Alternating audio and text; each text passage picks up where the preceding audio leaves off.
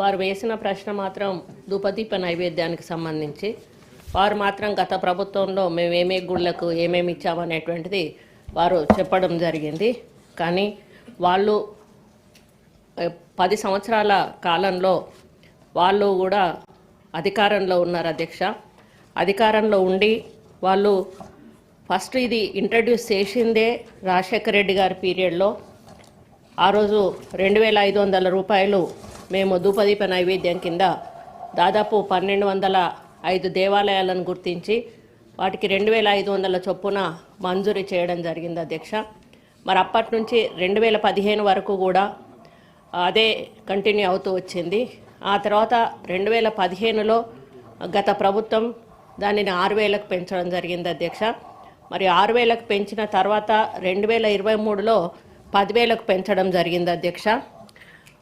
10,000కు పెంచినప్పుడే మరి అప్పుడే వాళ్ళకి ఆలోచన ఉండాల్సి ఉండే ఈ 10,000లో మరి వాళ్ళు బతుకుతారా, వాళ్ళకి సరిపోతుందా అనే ఆలోచన ఉండి మరి అప్పుడే దాన్ని 15,000 20,000 చేసి ఉంటే బాగుండదు అనేది నా యొక్క అభిప్రాయం అధ్యక్ష.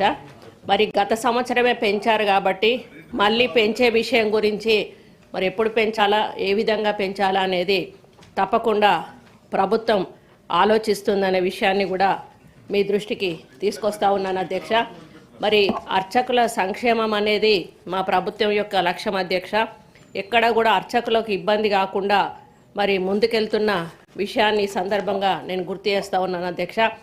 దాదాపు రాష్ట్రంలో 6,541 టెంపుల్స్కి మేము ప్రతి నెలా కూడా 10,000 చొప్పున పారితోషికం చెల్లించడం జరుగుతుంది అధ్యక్ష. నెలకు దాదాపు 6,27,10,000 రూపాయలు, అదేవిధంగా సంవత్సరానికి 75,25,20,000 రూపాయలు మరి ప్రతి నెల కూడా ఈ స్కీమ్ కింద చెల్లించడం జరుగుతుంది అధ్యక్ష.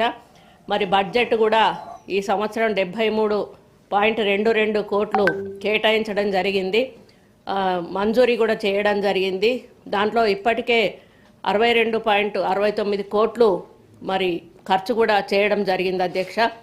దీనికి కొన్ని నియమ నిబంధనలు అనేటివి ఉన్నవి అధ్యక్ష. ఎవరైతే ఇప్పటి వరకు కూడా ధూపదీప నైవేద్యం కింద రాలేదో వాళ్లకు మేము నోటిఫికేషన్ ఇవ్వడం జరుగుతుంది అధ్యక్ష.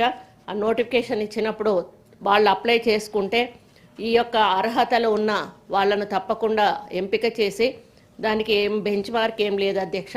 ఎంతమంది అప్లై చేసుకున్నా కూడా ఇవ్వడానికి సిద్ధంగా ఉంది. త్వరలోనే మేము ఆ నోటిఫికేషన్ కూడా ఇచ్చి మీరు అన్నట్టుగా సేవాలాల్ అదేవిధంగా ట్రైబల్ వాళ్లకు కూడా మరి అవకాశము కల్పించడానికి ఈ యొక్క నియమ నిబంధనల కింద వస్తే తప్పకుండా ఇవ్వడానికి మేము సిద్ధంగా ఉన్నామనే విషయాన్ని కూడా ఈ సందర్భంగా నేను తెలియజేస్తూ ఉన్నాను అధ్యక్ష. అదేవిధంగా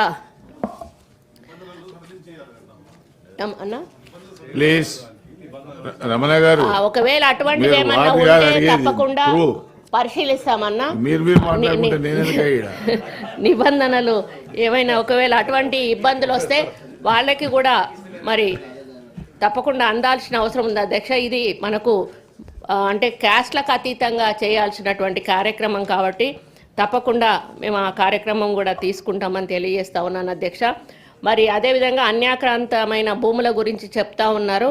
మరి గత ప్రభుత్వంలో మేము 6,000 ఎకరాలు సంథింగ్ చెప్పారు. కానీ మేము వచ్చిన దగ్గర నుంచి కూడా ప్రతి జిల్లా డీసీకి కూడా ఆదేశాలు ఇవ్వడం జరిగింది అధ్యక్ష. మొత్తం ఎన్ని టెంపుల్స్ ఉన్నాయి, ఎన్ని టెంపుల్స్ కింద ఎంతెంత భూమి ఉంది, మరి ఆ భూమిని సర్వే చేపించి మరి దాన్ని బౌండరీస్ ఫిక్సప్ చేసి మరి మా నోటీస్కి తీసుకురమ్మని చెప్పడం జరిగింది అధ్యక్ష. ఇక ముందు అన్యాక్రాంతం కాకుండా కూడా మేము ఒక ప్రణాళిక కూడా సిద్ధం చేసుకుంటున్నాం అధ్యక్ష. ఎక్కడైతే పవర్ గ్రిడ్స్కు దగ్గర ఉన్నాయో అక్కడ సోలార్ పవర్ ప్లాంట్స్ పెట్టాలనేది, ఎక్కడైతే పవర్ గ్రిడ్స్కు దగ్గర లేవో అక్కడ పామాయిల్ ట్రీస్ పెట్టాలనేది, దానివల్ల మనకు రెవెన్యూ జనరేట్ అవుతుంది. ఆ రెవెన్యూ జనరేట్ అవ్వడం వల్ల మనం ఇంకా ఎక్కువ గుడులను అభివృద్ధి చేసే అవకాశం ఉంది. కేవలం మన రాష్ట్రంలోనే కాదు అధ్యక్ష, పక్క రాష్ట్రంలో కూడా మన భూములు చాలా ఉన్నాయి. వాటిని కూడా మేము ఐడెంటిఫై చేస్తూ ఉన్నాము. కాబట్టి ఎక్కడ కూడా ప్రభుత్వ భూమి ఒక ఇంచు కూడా మరి అన్యాక్రాంతం కాకుండా కాపాడాలనే లక్ష్యంతో మా ప్రభుత్వం పనిచేస్తూ ఉంది అధ్యక్ష. మరి అదేవిధంగా అర్చకుల సంక్షేమం కోసం సుప్రీంకోర్టు వారు గైడ్లైన్స్ ప్రకారం అర్చక మరియు ఇతర ఉద్యోగుల సంక్షేమ నిధికి ట్రస్టును కూడా మరి ఏర్పాటు చేయడం జరిగింది అధ్యక్ష. 1898లో ఈ సంక్షేమ నిధి కింద 20 లక్షల ఆదాయం కంటే ఎక్కువ ఆదాయం కలిగిన దేవాలయంల నుంచి మనం 3% నిధులను సేకరించి మరి అర్చకుల సంక్షేమం కోసం ఖర్చు చేయడం జరుగుతుంది అధ్యక్ష. వీటిలో ఉపనయనానికి ₹1,00,000, ఇందులో 50,000 సబ్సిడీ ఉంటుంది అధ్యక్ష. మరి అదేవిధంగా ధూపదీప నైవేద్య అర్చకులతో సహా ఇది మంజూరు చేయడం జరుగుతుంది అధ్యక్ష. అదే ఒకవేళ మ్యారేజ్ అయితే ₹2,00,000, మరి ఇందులో 1,000 అంటే ₹1,00,000 అంటే సబ్సిడీ కింద ఇవ్వడం జరుగుతుంది అధ్యక్ష. 1,00,000 లోను 1,00,000 సబ్సిడీ కింద ఇవ్వడం జరుగుతుంది అధ్యక్ష. అదేవిధంగా బ్రాహ్మణ పరిషత్తు ఎండోమెంట్ డిపార్ట్మెంట్ కింద లేదు కాబట్టి వీటిని టేకప్ చేయడానికి కూడా మేము ప్రయత్నం చేస్తున్నాం. సీఎం గారు కూడా ఇది మాకు ఆదేశాలు ఇవ్వడం జరిగింది అధ్యక్ష. మరి ఇంకా చాలా ప్లాన్స్ మాలో ఉన్నాయి. గత గవర్నమెంట్లో కొన్ని గుళ్ళు కట్టారు కానీ గుళ్ళకు సరిపోయేటువంటి ఫెసిలిటీస్ కల్పించలేదు అధ్యక్ష. ఉదాహరణకి యాదగిరిగుట్ట చాలా బ్రహ్మాండంగా నిర్మించారు. దాంట్లో ఎవరం కూడా మరి వెనక్కి తగ్గేది లేదు. కానీ అక్కడ కనీస వసతులు మాత్రం కల్పించలేదు అధ్యక్ష. కేవలం అబోవ్ మిడిల్ క్లాస్ వాళ్ళు పోయి మాత్రమే దర్శనం చేసుకొని వచ్చేటువంటి పరిస్థితి, ఆ వాళ్ళకు మాత్రమే కాటేజెస్ కట్టడం జరిగింది అధ్యక్ష. మరి middle class, lower middle class వాళ్ళు వెళ్ళినప్పుడు నిలబడడానికి నీడ కూడా లేకుండా అధ్యక్ష. మరి మేము అక్కడ చాలా డెవలప్మెంట్స్ చేశాం అధ్యక్ష.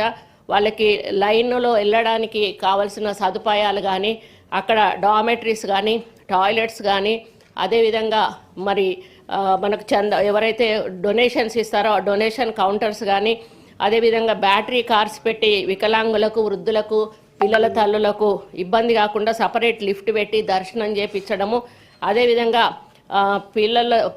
పాలిచ్చే తల్లులకు వాళ్ళకి సపరేట్గా ఒక రూము లోపల, టెంపుల్ లోపల, టెంపుల్ బయట, అదేవిధంగా అఖండ జ్యోతి అనే ఒక దీపాన్ని కూడా అందరూ కూడా గర్భగుడిలోకి వెళ్ళి దేవుణ్ణి దర్శించుకోలేరు కాబట్టి అఖండ జ్యోతి అనేటువంటి దీపాన్ని కూడా మేము పెట్టి వచ్చిన ప్రతి భక్తుడు కూడా దాన్ని దర్శనం చేసుకొని అక్కడ కొబ్బరికాయ కొట్టే విధంగా కూడా చేయడం జరిగింది. మరి ఆ గ్రామానికి సంబంధించినటువంటి భక్తులు గతంలో గర్భగుడిలోకి వెళ్ళేవారు.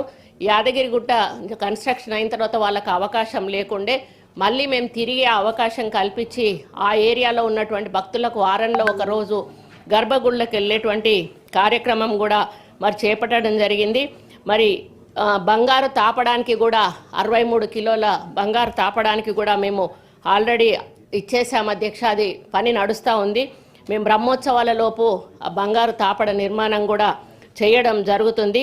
అదేవిధంగా మేజర్ టెంపుల్స్ అయినటువంటి కీసరగుట్ట, వేములవాడ, జోగులాంబ, భద్రాది, కొత్తగూడెం, బాసర ఈ యొక్క టెంపుల్స్ మీద ప్రత్యేక దృష్టి సారించి వీటికి ఒక యాక్షన్ ప్లాన్ తయారు చేసి దాని ప్రకారంగా ఈ గుడులను డెవలప్ చేయాలనేది మా ప్రభుత్వం యొక్క లక్ష్యము. ముఖ్యమంత్రి గారు కూడా ప్రత్యేక శ్రద్ధతో మరి వారు ఉన్నారు అధ్యక్ష. ముఖ్యంగా యాదగిరి గుట్టను తిరుపతి దేవస్థానం స్థాయిలోకి తీసుకురావాలనేటువంటి ఉద్దేశంతో దానికి మామూలు కమిటీ కాకుండా టీటీడీకి ఏ విధంగానైతే పాలక మండలిని ఏర్పాటు చేస్తున్నారో అదేవిధంగా ఇక్కడ కూడా పాలక మండలి ఏర్పాటు చేయాలని వారు సూచించడం జరిగింది అధ్యక్ష. మేము ఫైల్ కూడా మూవ్ చేశాము. అది సీఎం గారు ఆఫీస్కి వెళ్ళింది.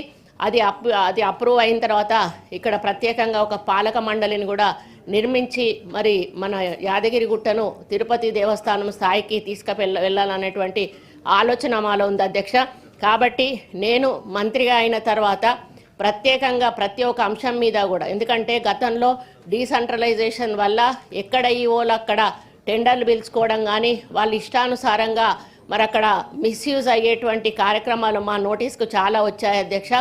దానివల్ల ఈ టెండర్స్ ప్రక్రియ కానీ ఏ కార్యక్రమం అయినా కూడా సెంట్రలైజ్ చేసి without commissioner or principal secretary, కొన్ని నా వరకు కొన్ని ముఖ్యమంత్రి వరకు ఫైల్స్ అనేటివి తప్పకుండా ప్రభుత్వం దగ్గరికి రావాలి. ప్రభుత్వం ద్వారానే అప్రూవ్ అయిన తర్వాతనే ఈవోలు నిర్ణయాలు తీసుకోవాలని చెప్పి మేము కట్టడి చేయడం జరుగుతుంది అధ్యక్ష. మరి ఖచ్చితంగా విజయ ఘీ అనే ఘీని మాత్రమే వాడాలి, ఇతర ప్రైవేట్ ఘీలను కూడా వాడొద్దు అని చెప్పడం జరిగింది అధ్యక్ష. ఈ విధంగా నాణ్యమైనటువంటి మరి ప్రసాదాలను కానీ ఇంకా అక్కడ ఫుడ్ కానీ అందించడానికి మేము అన్నదాన సత్రాల మీద కూడా ఎక్కువగా కాన్సన్ట్రేట్ చేస్తున్నాం అధ్యక్ష.